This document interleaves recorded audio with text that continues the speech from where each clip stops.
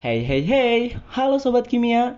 Tahukah kamu bahwa ilmu kimia itu sangat amat dekat dengan kehidupan umat manusia?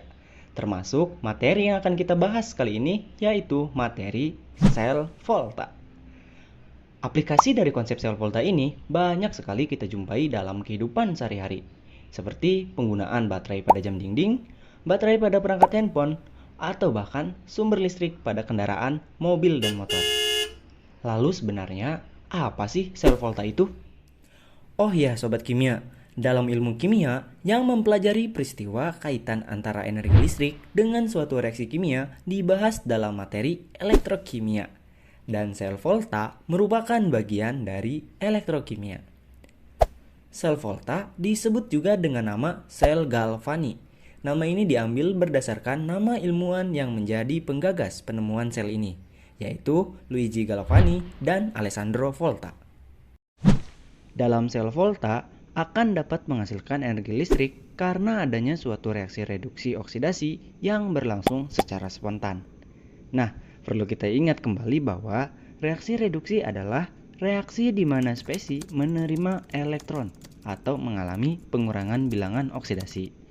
Sedangkan reaksi oksidasi adalah reaksi ketika spesi melepas elektron atau mengalami penambahan bilangan oksidasi.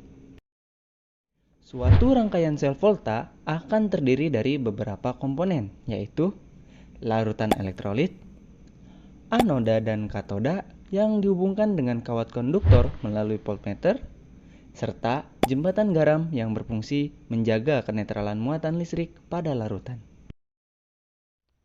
Sebagai contoh, misalkan kita akan membuat rangkaian sel volta yang terdiri dari logam tembaga dicelupkan pada elektrolit CuSO4 dan logam seng yang dicelupkan pada elektrolit ZnSO4. Pada rangkaian ini, elektroda tembaga akan berperan sebagai katoda dan bermuatan positif. Sedangkan elektroda seng akan bertindak sebagai anoda dan bermuatan negatif. Kenapa harus logam tembaga yang menjadi katoda dan logam Zn sebagai anoda? Kenapa tidak sebaliknya? Nah, menanggapi pertanyaan tersebut, pada penentuan ini dilihat dari logam apa yang mengalami reaksi oksidasi dan yang mengalami reaksi reduksi. Di antara kedua logam Zn dan Cu, salah satunya akan mengalami reaksi reduksi dan mengoksidasi logam lainnya. Begitupun sebaliknya. Hal ini dapat dilihat berdasarkan nilai potensial reduksi standar atau nilai SL. Pada tabel berikut, spesi yang memiliki nilai SL lebih besar akan cenderung mengalami reduksi karena bersifat oksidator sehingga mengoksidasi spesi lainnya. Sedangkan sebaliknya, spesi dengan nilai SL lebih kecil akan mengalami oksidasi dan mereduksi spesi lainnya. Jadi, berdasarkan nilai potensial reduksi standar tersebut, logam Cu akan mengalami reaksi reduksi karena memiliki nilai SL lebih besar dan mengoksidasi logam Zn yang memiliki nilai SL lebih kecil.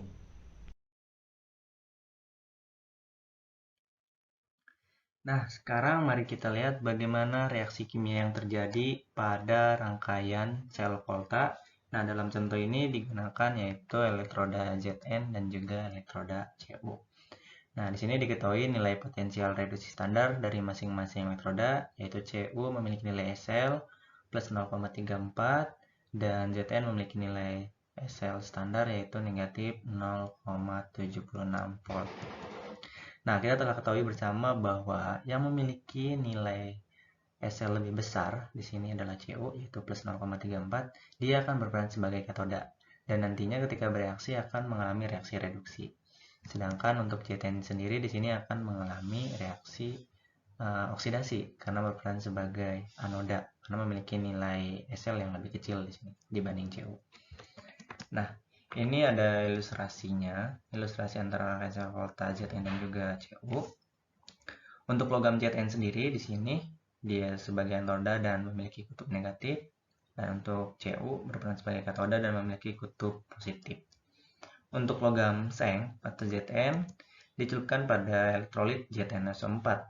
Nah, ZnSO4 ini di dalamnya mengandung ion yaitu ion Zn2+ dan juga ion SO4 2-. Sedangkan untuk Cu yaitu dicelupkan pada elektrolit CuSO4. yang di dalamnya mengandung ion CO2+ dan ion SO4 2-. Nah, lalu bagaimana reaksi kimia yang terjadi nih pada masing-masing anoda dan juga katoda?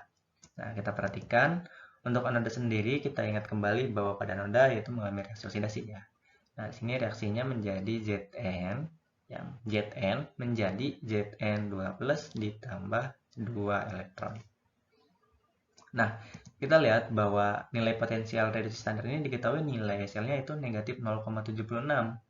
Namun, ketika reaksinya di sini Zn itu sebagai anoda dan mengalami reaksi oksidasi, reaksi maksudnya SL-nya yaitu menjadi plus 0,76 volt. Nah, perubahan di nilai potensial reduksi standar itu karena di sini reaksinya adalah reaksi oksidasi. Sedangkan untuk potensial reduksi standarnya yaitu adalah reaksi reduksi karena namanya pun adalah potensial reduksi standar. Nah, sedangkan reaksinya yaitu ketika mulai bereaksi, elektron-elektron akan dihasilkan dan dilepaskan dari kutub anoda di sini. Dari Zn sesuai persamaan reaksi ya, menghasilkan 2 elektron. Di sini nanti lama-kelamaan akan meluruh dan menghasilkan ion Zn2+. Nah, sedangkan elektron yang dialirkan dari anoda menuju kutub positif katoda diterima atau ditangkap oleh ion-ion dari larutan atau dari elektrolit CuSO4, yaitu oleh ion-ion Cu2+. Nah, ketika elektrolit sampai ke kutub katoda di sini, nah, ion-ion Cu2+ akan menangkap elektron-elektron tersebut dan bereaksi sehingga lama-kelamaan di sini akan menghasilkan endapan dari Cu. Nah, ini berdasarkan reaksinya pada katoda yaitu reaksi reduksi di mana Cu2+ menangkap 2 elektron dan menghasilkan endapan Cu dengan nilai potensial reduksi standar yaitu plus 0,34 volt. Nah, reaksi di sini nanti kelamaan jika kita lihat pada anoda terlebih dahulu di sini. Nah, Zn di sini lama-lama dia akan membentuk Zn2+ yang semakin banyak karena terjadinya peluruhan di logam Zn. Sehingga pada larutan elektrolitnya sendiri di sini akan berlebih muatan positifnya dibanding muatan negatifnya. Nah, begitupun pada larutan CuSO4, lama-kelamaan CuSO4 maksudnya ion Cu2+ di sini lama-kelamaan akan menangkap 2 elektron secara terus-menerus dan larutan akan mengalami kekurangan ion-ion positif. Nah, untuk reaksi agar berlangsung secara terus-menerus digunakanlah jembatan garam. Jembatan garam itu biasanya terdiri dari garam bermuatan netral. Nah, di sini contohnya menggunakan garam K03 karena mengandung ion K+ dan ion NO3-. Nah, ion-ion dari garam sendiri ini bertujuan untuk menyeimbangkan muatan dari masing-masing elektrolit pada anoda dan juga elektrolit pada katoda. Dan K+ sendiri di sini akan bereaksi dengan ion-ion negatif dari CuSO4 itu ion SO4 2- untuk menggantikan berkurangnya ion-ion positif Cu2+ di sini. Nah, sedangkan untuk di anoda sendiri ion muatan dari garam yaitu NO3- akan bereaksi dengan elektrolit Zn2+ atau ion Zn2+ yang berlebih untuk menyeimbangkan muatan di larutan elektrolit sini. Nah, jadi inilah fungsi dari jembatan garam yaitu untuk menyetarakan atau menyeimbangkan muatan-muatan elektron di masing-masing larutan elektrolit agar reaksi dari sel volta ini bisa berlangsung secara terus-menerus. Nah, seperti telah dijelaskan tadi bahwa dari Zn, dia karena tadinya padatan mengalami reaksi di sini reaksi oksidasi menjadi Zn2+. Nah, lama-lama Zn ini akan meluruh sehingga Zn semakin menipis karena semakin banyaknya membentuk ion Zn2+. Sedangkan untuk Cu di sini dari ion-ion Cu2+ pada larutan elektrolit CuSO4 lama-kelamaan akan semakin menumpuk atau bereaksi dengan elektron dan membentuk endapan dari Cu di sini. Jadi nanti massa dari Cu sendiri akan bertambah gitu, karena membentuk endapan Cu. Nah, lalu bagaimana reaksi SL-nya di sini tinggal ditulis dari masing-masing katoda dan anoda yaitu Zn ditambah Cu2+ menjadi Zn2+ ditambah Cu. Nah, reaksi SL sendiri ini dalam penulisan sel volta bisa dipersingkat atau dipermudah dengan penulisan menggunakan notasi sel. Yaitu untuk penulisannya yaitu di sini adalah Zn garis tegak Zn2+, 2 garis tegak Cu2+, 1 garis tegak Cu. Nah, di sini garis tegak sini adalah menandakan perubahan ya untuk Zn sendiri di sini dari anoda menjadi ionnya, dan garis dua tegak di sini adalah menandakan jembatan garam untuk ion dari katoda yaitu Cu2+ dan kepadatannya yaitu Cu di sini. Nah, ini notasi selnya dari reaksi sel antara Zn dan juga Cu. Aliran elektron dari anoda ke katoda ini akan menghasilkan beda potensial antara Zn dan juga Cu.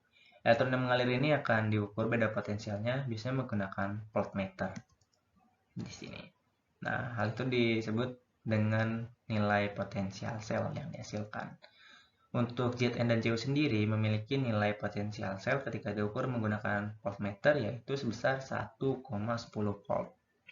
Nah, ataupun bisa juga dihitung secara teoritis, yaitu bahwa nilai E sel adalah sama dengan E katoda dikurangi E sel anoda. Nah, untuk perhitungan untuk antara Cu dan Zn sendiri di sini kelihatan E selnya yaitu nilai E katoda, nah yaitu plus 0,34 ya di sini.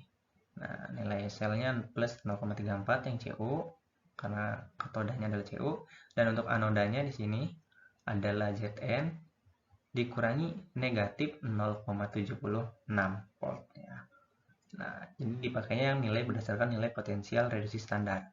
Jadi dihasilkan di sini plus 0,34, negatif dengan negatif di sini jadi positif ya, dikurangi negatif 0,76 jadi positif 0,76, yaitu hasilnya adalah 1,10 volt. Nah, jadi 1,10 volt.